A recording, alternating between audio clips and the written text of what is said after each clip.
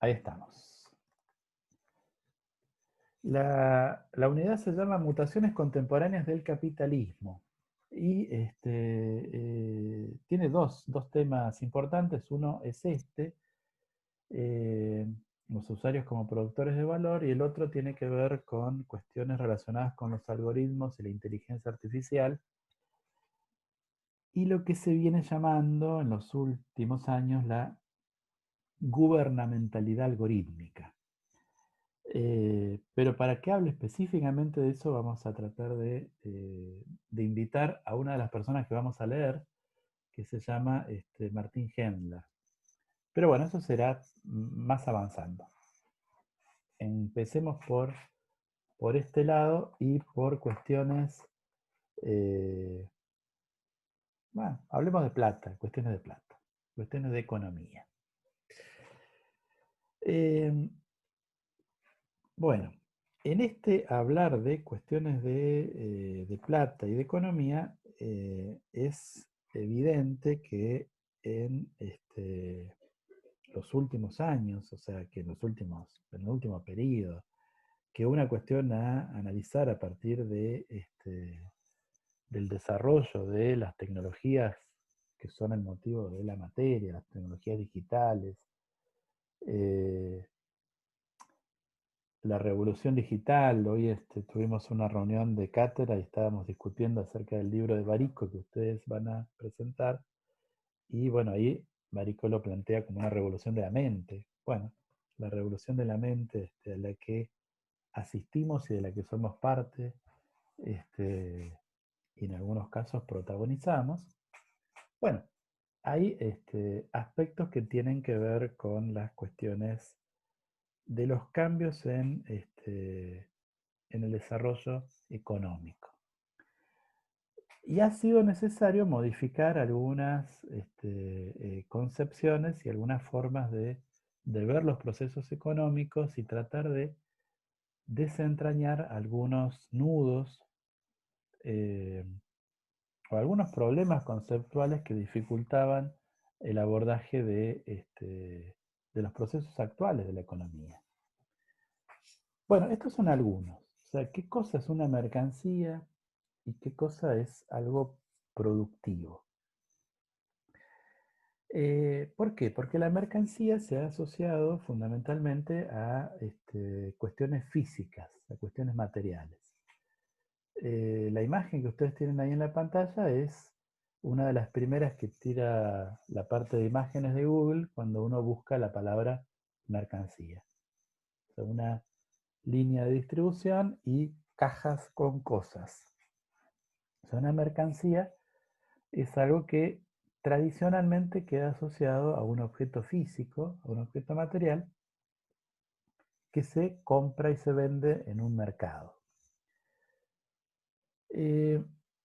Bueno, la mayor parte de lo que compramos y vendemos en los mercados actuales, o una parte muy importante de lo que compramos y vendemos, no encaja con este tipo de presentación, con esta forma, porque son bienes inmateriales. Y ahí hay una dificultad para pensar cuál es la especificidad de esos bienes inmateriales, qué características tienen y de qué forma esas cosas materiales adquieren valor. Esto se cruza con la otra discusión o incluso malentendido que tiene que ver con qué cosa es algo productivo. ¿Por qué? Porque, eh, a ver, fíjense cuál es la crítica tradicional que hacen los sectores liberales en relación al Estado. El Estado es algo que no es productivo, dicen. No es productivo porque básicamente son servicios y los servicios no generan valor, se dice.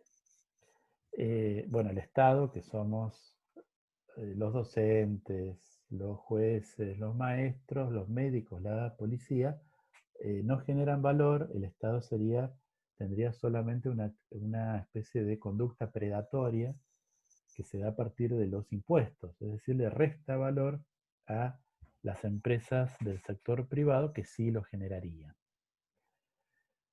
Bueno, eh, ¿será así? Es decir, ¿en qué medida la diferencia entre productivo e improductivo es equivalente a la diferencia entre el sector primario y el sector secundario o terciario de la economía, a la diferencia entre la producción de materias primas o de bienes manufacturados como contraparte de los servicios del sector terciario de la economía? ¿Seguirán teniendo validez esas distinciones entre primario, secundario, terciario en las economías digitalizadas de hoy? Bueno, eso es parte de toda la cuestión. Eh, lo primero entonces es plantear esta cuestión de la distinción, de la diferencia entre lo material y lo inmaterial. Bueno, la forma tradicional de pensar la mercancía está relacionada con las cosas materiales, por supuesto, con objetos, autos, eh, sí, objetos de distinto tipo que se compran y se venden. Pero cada vez una parte más importante de la economía está relacionada no con cosas tangibles, sino con bienes intangibles. ¿Sí? Por ejemplo, bueno, lo que produce un músico. O sea, un músico no produce algo tangible, sino que produce una actuación que uno paga una entrada y la disfruta. Bueno, eso es un bien inmaterial. Pero eso, que es un signo, porque eso es lo que se produce, es también fácilmente en la actualidad algo que se convierte en una mercancía, en un mercado. O sea, puede ser una música, puede ser también un programa, un software, puede ser una noticia. Es una parte cada vez más importante del mercado, de las cosas que se compran y se venden, no está representada por objetos tangibles, sino por bienes inmateriales o intangibles. Entonces esa distinción entre, o esa asociación entre la mercancía y lo material cada vez es eh, menos útil en el marco de un desarrollo económico que cada vez está más centrado en los servicios y en las cosas digitales. Eh, las características, han señalado unos cuantos autores, de la producción actual tienen que ver con estas dos cosas complementarias. Costos fijos de inversión crecientes, y eso básicamente tiene que ver con el capital humano, y costos de producción y distribución cada vez más bajos o decrecientes. Eh, es decir, cada vez en un proyecto económico incide más el capital humano, los recursos humanos, las personas, los sueldos de las personas, y cada vez incide menos la parte física que se necesita para llevar adelante ese proceso. Hace, no sé, unas semanas, conversando con mi papá, que es un señor mayor, no sé por qué dice, yo nunca supe cómo se hacen los fósforos. Bueno, yo tampoco sabía cómo se hacen los fósforos. Y entonces, bueno, busqué en YouTube y encontré unos cuantos videos sobre fabricación de fósforos. Eh, un fósforo es, entre las mercancías imaginables, una de las más despreciables, podríamos decir. ¿Sí? O sea, es un palito que tiene en la punta una sustancia que con fricción se prende fuego. Bueno, los invito a que busquen videos de fabricación de fósforos. A mí lo que me sorprendió es la escala de esos emprendimientos. O sea, son fábricas enormes que tienen un elevadísimo costo fijo de inversión en maquinaria, infraestructura, edilicia, ¿sí? No se ven muchas personas porque está todo muy automatizado, o sea que es la situación inversa de lo que estamos viendo en el slide. O sea, la producción tradicional se caracteriza por eso, o sea, las fábricas. Se caracteriza por mucha guita que se necesita para comprar las máquinas y para instalarlas y para sostenerlas, edificios, etcétera, y no tanta plata para pagar en sueldos a la gente que la opera. Bueno, esa situación de la producción tradicional en la actualidad se invierte. Cada vez los costos fijos de inversión, el capital humano, ¿por qué son fijos? Porque los tengo que pagar siempre. En cambio, los costos de producción son costos que invierto en un momento para comprar las máquinas y después lo amortizo. Bueno, hay una relación inversa. En algún momento en esta materia o en la anterior, no sé si, creo que llegamos a leer a Chris Anderson y este libro, La economía long tail. De los mercados de masas al triunfo de lo minoritario, era el subtítulo de este libro. ¿Qué señala Chris Anderson que es interesante para pensar estas cosas? Bueno, él habla de la larga cola. ¿Qué señala? Bueno, dice que hay una especie de regla empírica, que es la regla del 80-20, por la cual en cualquier comercio que a uno se le ocurra, más o menos el 80% de su facturación proviene del 20% de sus productos en stock. O sea, uno pone una tienda, ¿sí? Y vende ropa. Bueno, hay ropa que vende mucho porque está de moda y hay ropa que vende muy poco. Bueno, hay una especie de regla empírica por la cual el 80% de lo que vendo se concentra en el 20% de los productos, que los vendo mucho. Eso estaría en el sector izquierdo del diagrama, que es el sector rojo. O sea, como ven, a medida que, si ordeno todos los productos de acuerdo a cuánto vendo cada producto, tienes esa forma de curva por la cual hay los productos más vendidos, los vendo muchísimo, es la parte roja más alta, y rápidamente, a medida que avanzo, tengo productos que no vendo casi nunca. Bueno, hay un momento, que es el momento en que cambia el color, en el cual en un negocio tradicional ya no me conviene tener ese producto en stock porque lo vendo tan poco que el costo que pago para mantenerlo en el stock es más alto que la ganancia que voy a tener vendiéndolo. Por ejemplo, supongamos que lo que tenía era un negocio de venta de CDs, de discos de música. Bueno, bien, no sé cuál será el más conocido ahora, pero vamos a suponer que sea, qué sé yo, Ricky Martin, no sé.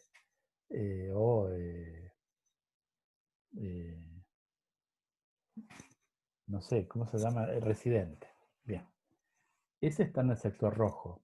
O sea, tengo un montón de CDs y vendo un montón. De cada 10 personas que vienen a comprar a mi negocio, hay, no sé, 6 que me piden ese mismo CD. De ese tengo un montón. Pero después tengo uno de, qué sé yo, gospel de la década del 20, que lo vendo uno cada 5 años.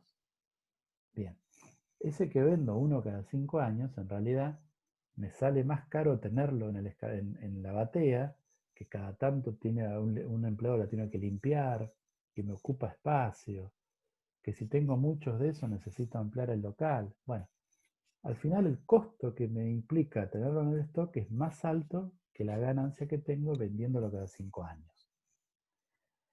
Ese límite entre el sector rojo y el sector amarillo es ese límite, el límite en el cual ya tenerlo en stock es más caro que no tenerlo. En un negocio tradicional, dice Chris Anderson, las cosas llegan hasta el límite rojo. Pero en un negocio digital, esto es lo que él señala, yo puedo extender la cola, porque el costo que pago para mantener en stock un archivo de música es casi nulo. Entonces yo puedo centrar mi negocio en cosas que vendo muy poco, pero donde tengo una variedad en el catálogo enorme. Spotify. O sea, Spotify tiene de todo tipo de música y no le cuesta tener la música que le gusta a una persona que tenga gustos muy raros, porque total, el costo que paga por tener ese archivo digital es, bueno, es infinitesimal, es casi nada. Cada tanto tendrá que comprar un servidor nuevo, pero es nada prácticamente. Y si ustedes se fijan, el sector amarillo, el área que cubre, es bastante importante. O sea, yo puedo hacer negocios con gente que tiene gustos muy específicos en la medida en que tenga posibilidad de hacer ofertas muy, muy diversas con costos muy bajos. Eso es lo que permite la economía digital, dice Chris Anderson.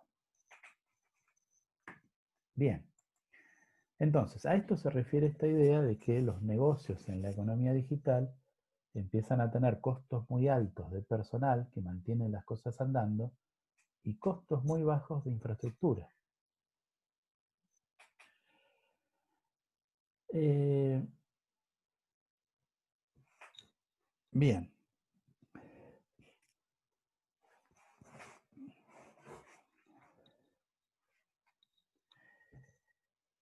Eh, ¿De qué se tratan? Señala este señor. Una línea que discute todos estos cambios en la economía es esta línea que se suele llamar el capitalismo cognitivo. O sea, hay varios autores que se enmarcan en esa corriente. Este es uno, Oliver Blondeau, Blondeau se pronunciará, y él señala esto, dice, bueno, una de las cuestiones fundamentales que plantea esta economía de lo inmaterial naciente es, en efecto, la de la naturaleza de los medios de producción. Es decir, ¿con qué se está produciendo valor? ¿Qué es lo que está produciendo valor? ¿Se trata de instrumentos y de infraestructuras materiales como los soportes informáticos, multimedia, las redes? ¿O se trata de un conjunto de signos, de disposiciones y de competencias resultado del trabajo y de la formación? O sea, qué es lo que está en juego y qué es lo que genera valor? Armo un negocio que tiene base en Internet. ¿Cuáles son los medios de producción? ¿La computadora que tuve que comprar o el conjunto de habilidades y conocimientos que está en juego para que ese negocio funcione? ¿Con qué estoy produciendo valor? Bueno, hay ahí como una especie de desplazamiento de paradigma, un cambio de paradigma entre que las fuerzas que generan valor, que los medios de producción sean las máquinas, lo que ha sido tradicionalmente desde la revolución industrial, o que sean los signos, las ideas. Estamos ahí, estamos en un mundo donde las ideas son las que generan valor. Bueno, algunos piensan que sí, otros tienen algunas dudas. Lo que parece estar claro es que estamos en un viraje desde una economía que estaba centrada en la idea de escasez a una economía de la abundancia. ¿Qué quiere decir esto? Bueno, quiere decir que la economía tradicional se basa en el acto del consumo. Eh, a ver, compro una docena de facturas, bueno, y me la como.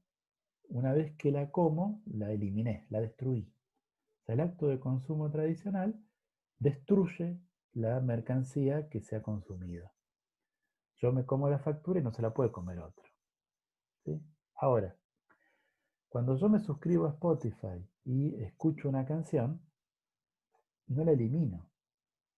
La canción sigue estando ahí disponible para que otro la escuche. Entonces hay una diferencia entre una cuestión y otra. Y por lo tanto hay modelos económicos que son diferentes y hay una necesidad de pensar de manera diferente la manera en que una empresa puede hacer plata, puede generar ganancia. Este señor, Jeremy Rifkin, que es una especie de futurólogo, que ha escrito varios libros anunciando las características de las sociedades inminentes, escribió La sociedad del coste marginal cero. O sea, cómo es una sociedad en la cual no hay o hay poca necesidad de gastar plata en los costos marginales, en los costos de producción. Entonces, ¿cómo se reordena la economía cuando eso pasa o cuando no pasa del todo, pero es cada vez más predominante?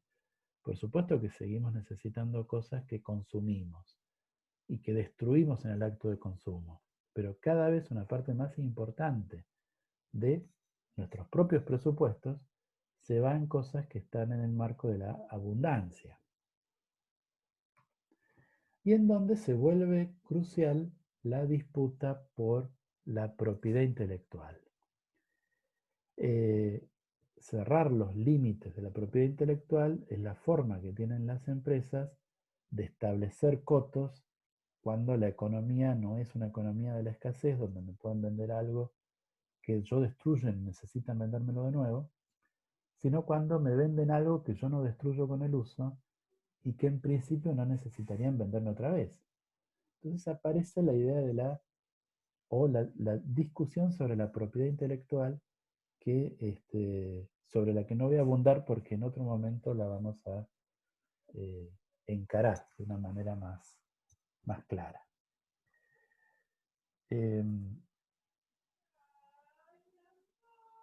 Bien.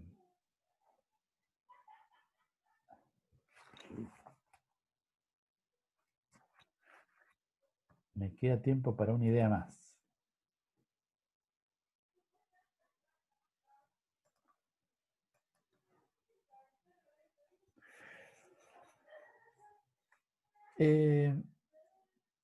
Bueno, esta cosa de la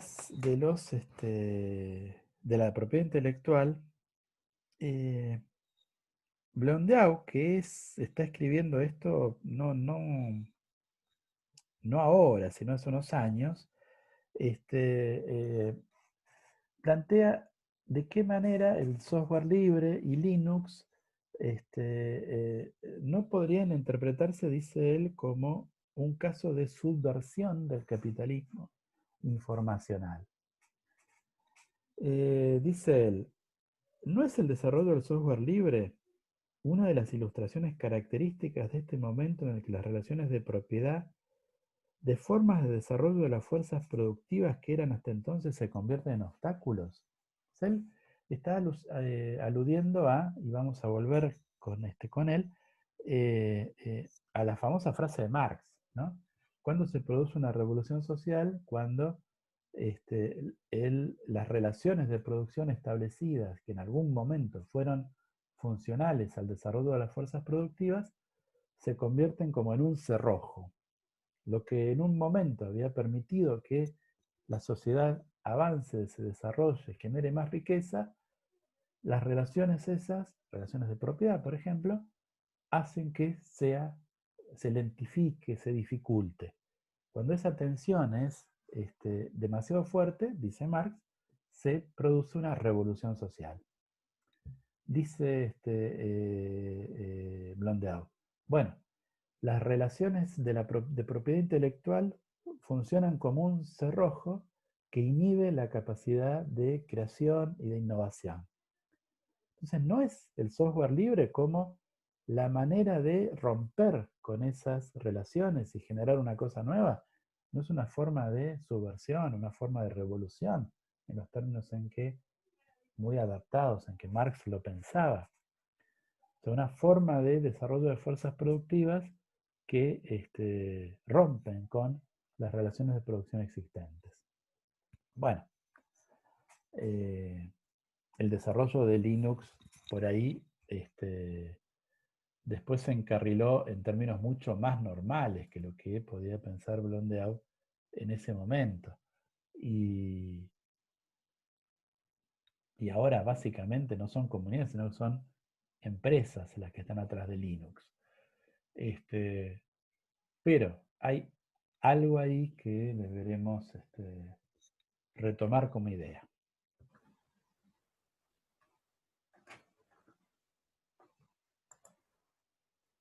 Bien, esta vez no se estaba grabando. Hay un concepto que introdujo Marx, que él utilizó y que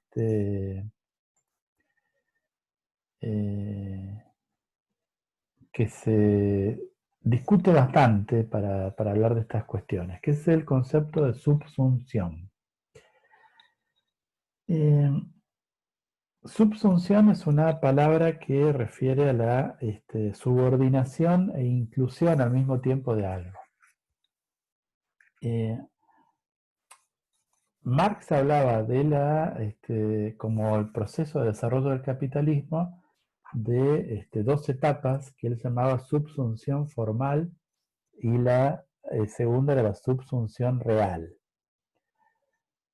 Ahora algunos autores están hablando de una tercera etapa que sería la subsunción total. Bien, vamos a ver si puedo explicar a qué se refiere esta cuestión.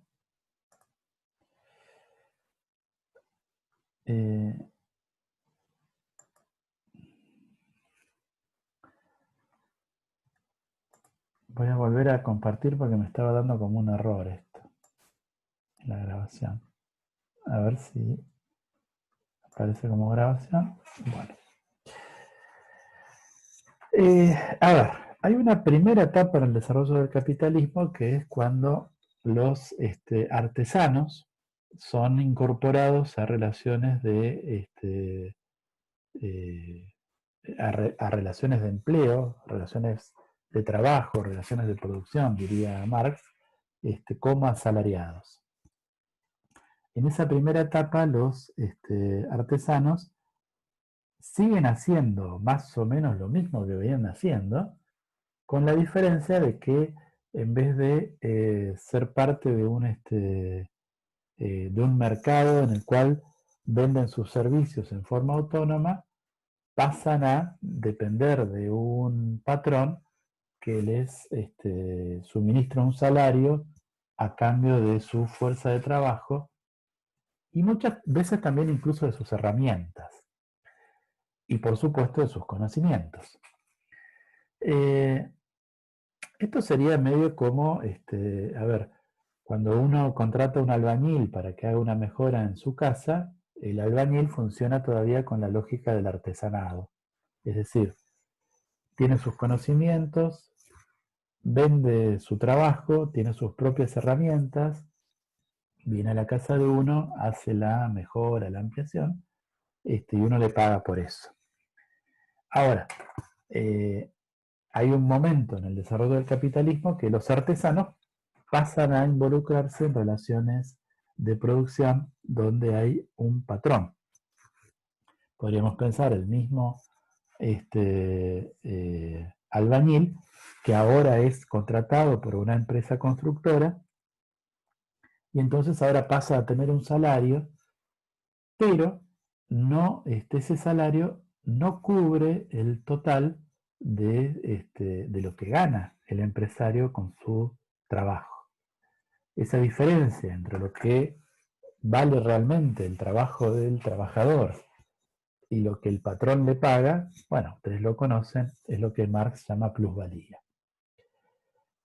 Entonces, la subsunción formal es el momento en el cual los trabajadores pasan a ser subsumidos, a quedar incorporados y al mismo tiempo subordinados a relaciones de producción capitalistas en las cuales empieza a haber una plusvalía. Bueno, otro tipo de relaciones que existían en ese momento, la servidumbre, los esclavos, se eliminan y se van canalizando en estas relaciones formales de trabajo asalariado. Bien, hay un momento posterior en el cual se da lo que Marx llama la subsunción real. En ese momento es ya con la revolución industrial. Entonces, lo que tenemos son el desarrollo de máquinas, la aplicación del conocimiento científico técnico y los avances intelectuales al desarrollo de herramientas y procesos productivos más complejos, en los cuales el trabajador pasa a formar parte de un engranaje mucho mayor. Todos tenemos en mente estas escenas de tiempos, modernos de Chaplin, y en la cual el trabajador es apenas un engranaje de esa máquina. El trabajador además pierde su conocimiento, es decir, ya el conocimiento se desplaza desde lo que el artesano sabía, cómo hacer, cómo resolver, cómo producir, se desplaza y se deposita en la máquina en sí. La máquina es fruto de ese conocimiento. Y el trabajador es apenas alguien que sirve para que funcione la máquina. A esto Marx es a lo que se refiere con esta idea del traslado del conocimiento desde el trabajo vivo al trabajo muerto. O sea, él habla de el trabajo vivo, que son los trabajadores, y el trabajo muerto, que es el capital fijo, las máquinas. Bien, entonces, la subsunción real es esta segunda etapa, donde en función del desarrollo de estas máquinas y de nuevas relaciones o de la incentivación de las relaciones de producción, lo que hay es más plusvalía. O sea, lo que el trabajador produce él con la máquina es ahora mucho más que lo que gana como salario. Si hay un enriquecimiento de la empresa. Bien, hay un tercer momento que Marx, por supuesto, no previó, pero que es el momento de esto que algunos autores llaman la subsunción total. A ver, hay algo sí que Marx dice y sobre lo que no abunda, pero que ha dado lugar a que muchos discutan sobre estas cuestiones, y es la idea de lo que él llama el general intellect. Lo dice en inglés, o sea, Marx escribe en alemán, pero esto lo escribe en inglés, el intelecto general. O sea, él habla de un tipo de conocimiento que no es individual, que no sería el conocimiento del trabajador individual, sino que es parte de un conocimiento de tipo colectivo, general. Y eso lo plantea como una fuerza productiva. No dice mucho más, pero esta idea ha sido muy fructífera, especialmente en una corriente de pensamiento que es el autonomismo italiano. O sea, hay una miríada de pensadores políticos italianos que han tomado este concepto y otros, por supuesto, y que han tratado de reformar algunas ideas del marxismo para pensar las sociedades de fines del siglo XX y del siglo XXI.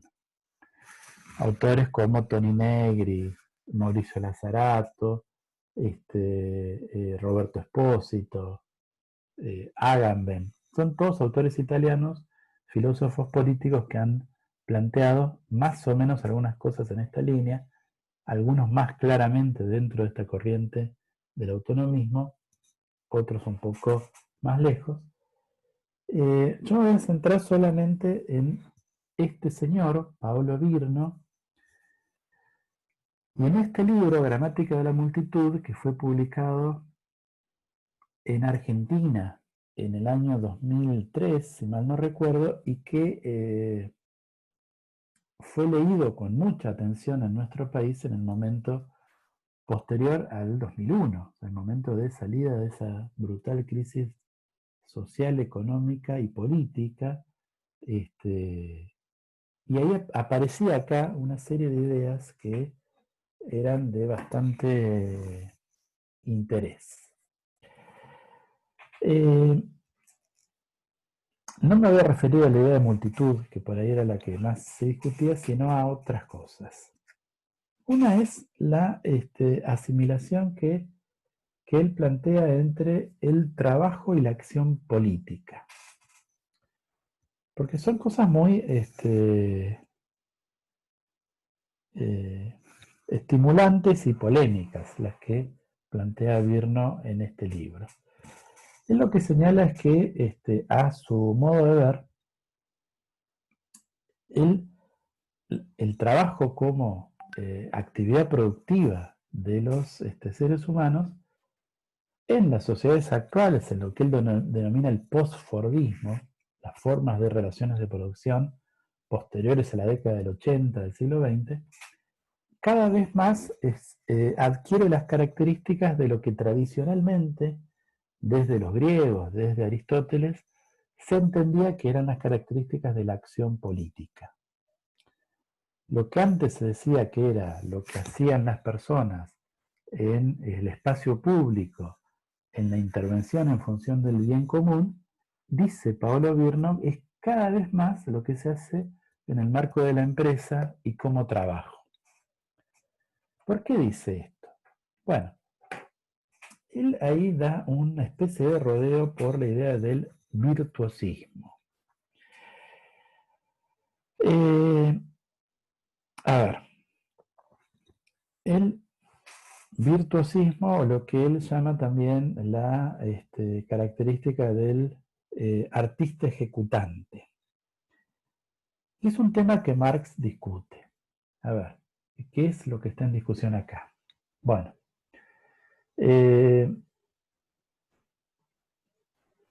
supongamos que tenemos un músico, ¿sí? Como ejemplo más obvio de artista ejecutante, o un actor de teatro. Su tarea, discute Marx, ¿es productiva o no? O sea, ¿el músico produce algo o no produce? Piensa Marx en el siglo XIX. Por un lado está esta cuestión de que no hace algo material, pero más allá de hacer algo material, ¿genera algún tipo de valor? O sea, ¿queda algo de lo que él hizo? Bueno, en principio no queda nada. O sea, el músico virtuoso o el actor de teatro virtuoso desarrollan su actuación, el público la disfruta y ahí se agota y no queda un residuo. El residuo que queda en todo caso es mi recuerdo de lo bien que la pasé esa noche que fui a ese concierto y escuché a esos músicos. Es un tipo de acción que se agota en sí mismo. Como es un tipo de acción que se agota en sí mismo, la acción del virtuoso, el orador podría ser, Marx está tentado de asimilarlo a algunas tareas que son las tareas serviles, ¿sí? Lo que hace por ejemplo, en esa época, el siglo XIX, un valet, el ayudante del aristócrata que lo ayudaba a vestirse y a cumplir con todo el protocolo. Que es un tipo de tarea que no es productiva, que no genera un valor, que sino, más que generar un valor, es una tarea donde se gasta una renta. ¿Sí? Bueno, en la actualidad uno podría decir dentro de esto el servicio doméstico. No genera un valor, sino que se deduce parte de una renta en ese trabajo. No son trabajos para la concepción de Marx original, trabajos productivos. Entonces hay algo ahí con los virtuosos, con los músicos, los actores, los profesores, o sea, las personas que agotan su actuación en el acto de hacerla y que no queda un residuo, que a Marx le resulta incómodo. No lo quiere asimilar del todo a las tareas serviles, pero no quiere reconocer que son cosas productivas. Bueno, dice Pablo Virno, el virtuosismo es la característica de la acción política. No está diciendo con esto que los políticos sean personas con muchas virtudes, sino que lo que dice es que la característica de la acción política es justamente, es más parecida a ser un músico que a ser un ingeniero o un trabajador en una línea de montaje.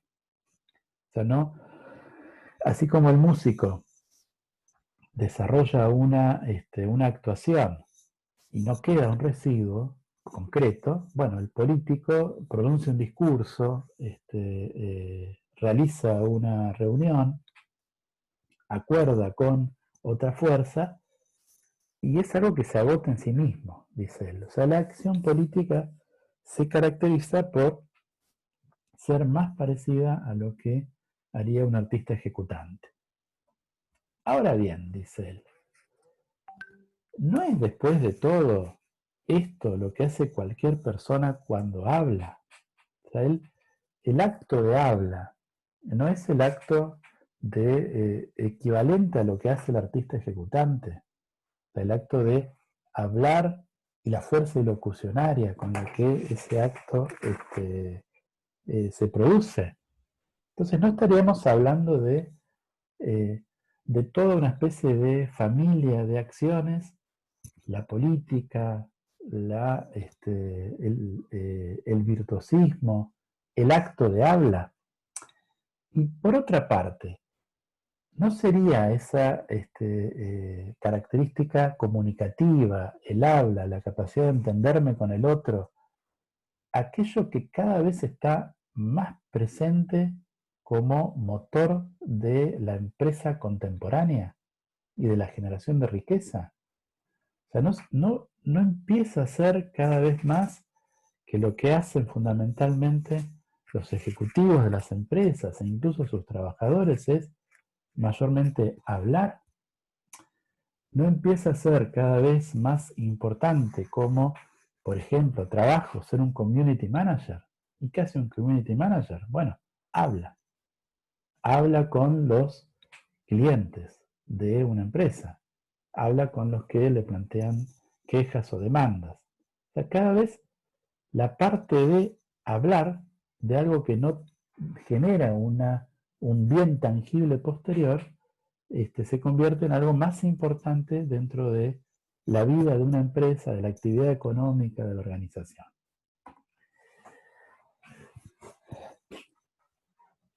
Por ahora, dice él, basta decir que la producción actual deviene virtuosa, así como lo estamos entendiendo, ¿no? Como una acción que se agota en sí misma. Y por lo tanto, política, porque incluye en sí la experiencia lingüística en cuanto tal. Si es así, hay que buscar la matriz del postfordismo en los sectores industriales donde se da la producción de comunicación como medio de comunicación, es decir, en la industria cultural. Acá esto nos va a interesar. O sea, él lo que señala es que la industria cultural es el paradigma, el adelanto, el inicio de las formas actuales de desarrollo de la actividad económica productiva bajo el capitalismo. O sea, un tipo de relación que él caracteriza como postfordista. A ver, ustedes esto lo reconocerán, o sea, el taylorismo y el fordismo como corrientes de organización de la producción industrial, manufacturera, que surgieron a comienzos del siglo XX y que organizaron de una forma muy fuerte la manera en que las personas trabajaban durante prácticamente todo el siglo XX. Bueno, esas empresas eh, no existen más, o sea, los trabajadores del dibujo fueron sustituidos por robots que construyen, por ejemplo, los automóviles en la actualidad, y las personas desarrollan trabajos más relacionados con trabajos de oficina en una gran empresa. Si están atrás de una computadora y piensan cosas. Entonces, en ese desarrollo de cosas que hacen, bueno, ponen en juego, dice Pablo Virno, sus conocimientos que traen de otro lado. O sea, los conocimientos y las habilidades comunicativas y lingüísticas generales. Dice Virno, siempre sustraer el conocimiento de los trabajadores fue una estrategia del capital.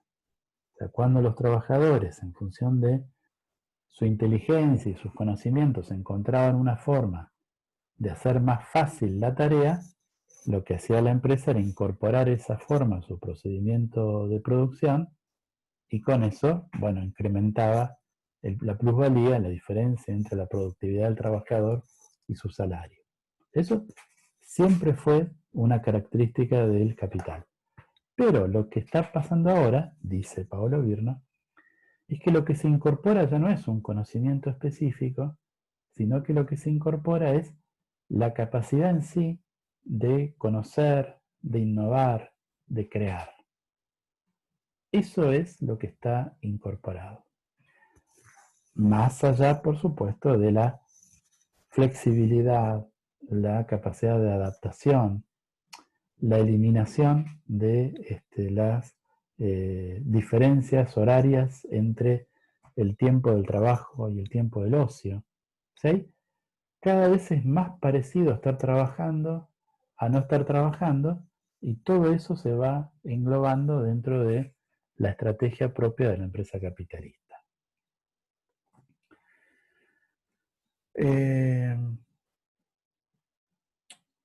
Dice Virno, y cerramos con esto él, mi hipótesis es que la industria de la comunicación, o mejor el espectáculo, la industria cultural, es una industria, entre otras, con sus especificidades técnicas, sus procedimientos particulares, sus beneficios peculiares, etc., pero que por otro lado cumple también el rol de industria de los medios de producción. ¿Qué quiere decir esto? Bueno, lo que quiere decir es que en nuestra frecuentación de la industria cultural también nos vamos preparando claramente para lo que se espera de nosotros, nuestro rol como trabajadores en las relaciones capitalistas del siglo XXI.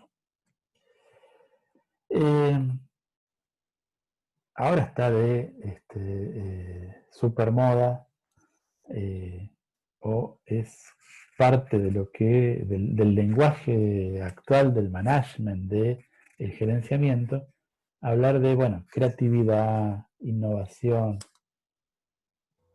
Proactividad. ¿Cómo? ¿Te escuchó?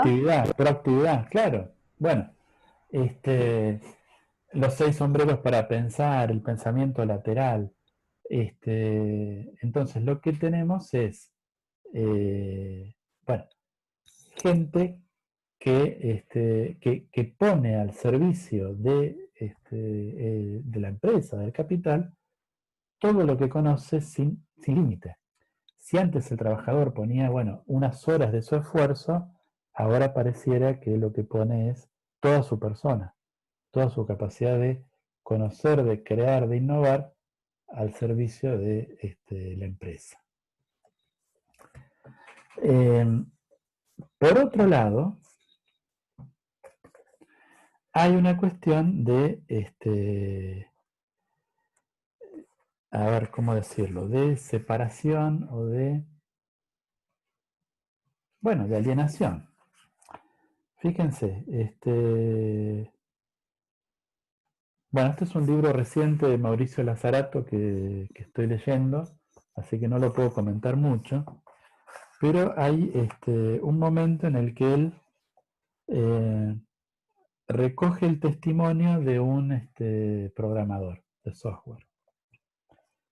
Y dice esto, el programador. Yo trabajaba en el desarrollo de un software de producción para la marca de jamón X, pero no sé nada sobre jamón. Tuve que trabajar en el software que les permite a los chicos seguir la línea de producción, el manejo del stock, etc. Pero nunca vi una línea de producción de jamón en mi vida. Fíjense que acá tendríamos bastante clara la cuestión de es un ejemplo de alienación en los términos en que los pensaba Marx. O sea, Marx pensaba la alienación como esa distancia entre el trabajo del trabajador y el producto final que hacía, que cada vez estaba más separado. Acá lo tenemos como un ejemplo muy casi brutal. O sea, la distancia entre el trabajo que hace un programador, en este caso, y el proceso sobre el cual está organizando, coordinando, administrando. O sea, hay un proceso material ahí que administra su software, del cual él no sabe absolutamente nada. Bueno, eso sería el contexto de las relaciones actuales. No son relaciones postcapitalistas, sino relaciones en todo caso ultracapitalistas. En este contexto aparece la discusión y la idea sobre lo que se llama el trabajo de la audiencia. A ver, esta no es una idea nueva. O sea, un economista político que se llama Dallas Smythe la había planteado en los años 70, hablando de la televisión tradicional, la televisión abierta, la televisión hertziana. Él, bueno, se preguntaba, compro un televisor, lo conecto a la red eléctrica y solo con eso miro programas que son gratis. O sea, ¿cuál es el negocio? ¿Cómo puede ser que un canal de televisión privado pueda suministrar productos gratis para los espectadores? Bueno, por supuesto, el canal de televisión privado vende espacios de publicidad que pagan las empresas anunciantes. Pero, ¿qué es lo que está comprando la empresa anunciante? Dallas Smythe decía, lo que compra la empresa anunciante es gente. Gente y la capacidad de atención de esa gente. La mercancía que vende la televisión es gente. Bueno, esto lleva a una discusión mayor. La discusión sobre si el consumo genera valor. Acá habría que ser muy específicos respecto a qué se entiende por valor. En términos marxistas, el valor no es lo mismo que ganancia. Supongan que yo tengo, no sé, tuve una herencia, lo que sea, y tengo propiedades. ¿Sí? Tengo un edificio y decido no trabajar más de docente y vivo de alquilar esas propiedades. Bueno, efectivamente el edificio a mí me da una ganancia. Alquilo los departamentos, me pagan y con eso vivo y vivo bien. Pero eso no es generar valor en términos marxistas. En realidad es una actividad rentista. No genero valor. Entonces, no es lo mismo generar valor que generar ganancia. Generar valor es generar algo de riqueza que antes no estaba. Y la pregunta es si el consumo de alguna forma genera valor, más allá de que, por supuesto, el consumo genera ganancia, y mucha ganancia para mucha gente. Es una discusión.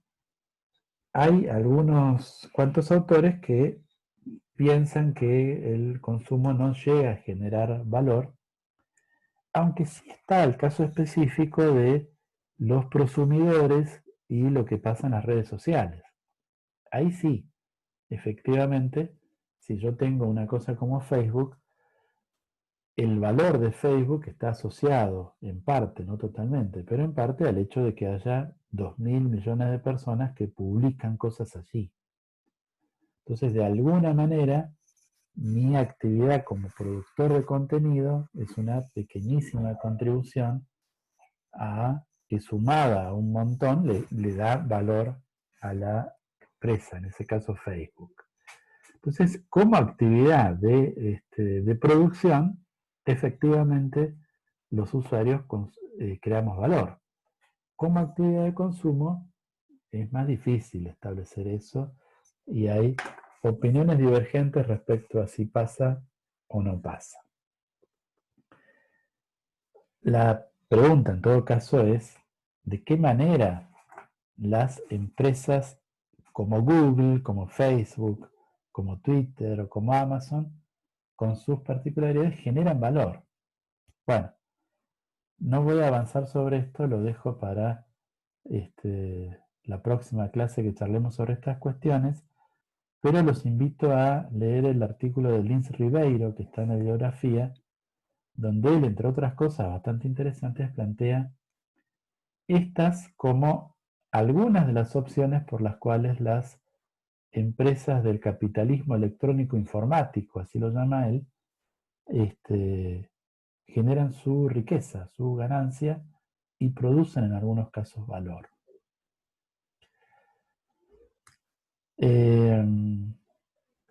Bueno,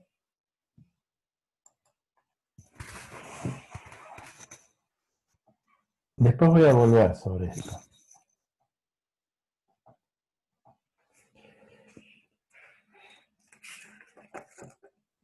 Quedan 3 minutos hasta que se corte Zoom. Si les parece, cortamos ahora y volvemos enseguida para si quieren hacer preguntas, comentarios, cosas que no hayan quedado claras o cosas que hayan conectado ustedes y quieran compartir. ¿Les parece?